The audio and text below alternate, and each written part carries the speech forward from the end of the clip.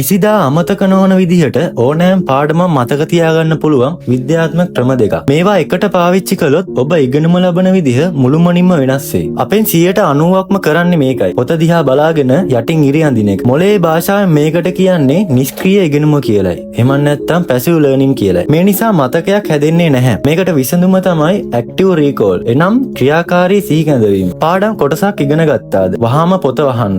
ඊට පස්සේ ඔබගේ මතකයේම ප්‍රශ්න අහන්න. ඒ ප්‍රශ්න වලට හිස් කොලයක පිළිතුරු ලියන්න. ඉතින් මේ විදිහට මොළය ක්‍රියාකාරීව මහන්සි වෙනකොට ඔබේ ස්නායු සම්බන්ධතා නියුරල් කනෙක්ෂන් ශක්තිමත් වෙනවා. හරියට ජිම් ගියා වගේ තමයි. ඇක්ටිව් රීකෝල් වලින් මතකය හැදුවට කාලයත් එක්ක මතකය මැකී යනවා. මේක තමයි විද්‍යාවේ අමතක වීමේ චක්‍රය. මේක නවත්තන්න ඕනේ. ඒ සඳහා තමයි අපිට ස්පීඩ් රෙපිටිෂන් හෙවත් විරාමක පුනරාවර්තනය අවශ්‍ය වන්නේ. මේ ක්‍රමය කරන්නේ ඔබට පාඩම අමතක වීමට ආසන්න මොහොතේදී නැවතය පුනරාවර්තනය කිරීම. මේ සඳහා නිවැරදි කාලසටහනක් තියාගන්න ඕනේ. උදාහරණයක් විදිහට පාඩම පැය 24කට පස්සේ ඊට පස්සේ දින 3කට පස්සේ සහ සතියකට පස්සේ නැවත මතක් කරන්න. දැන් අපි බලමු මේ සුපිරි ක්‍රම දෙක එකට පාවිච්චි කරන්නේ කොහොමද කියලා. ඔබ පාඩමක් ඉගෙනගත් විගස ඇක්ටිව් රීකෝල් භාවිතා කරන්න. ඒ කියන්නේ පොත වහලා මතකයෙන් ප්‍රශ්න අහන්න. ඔබ හදපු ඒ ප්‍රශ්න සහ උත්තර ටික ෆ්ලෑෂ් කාඩ්ස් හෝ ඇන්කි වැනි ඇප් එකක සටහන් කරගන්න. ස්පීඩ් රෙපිටිෂන් වැඩ කරන්නේ මෙතනදී. ඒ ඇප් එක හෝ ඔබේ කැලෙන්ඩර් එක ඔබේ මොළයට ඒ කරුණු අමතක වෙන්න ඔන්න මෙන්න තියෙද්දී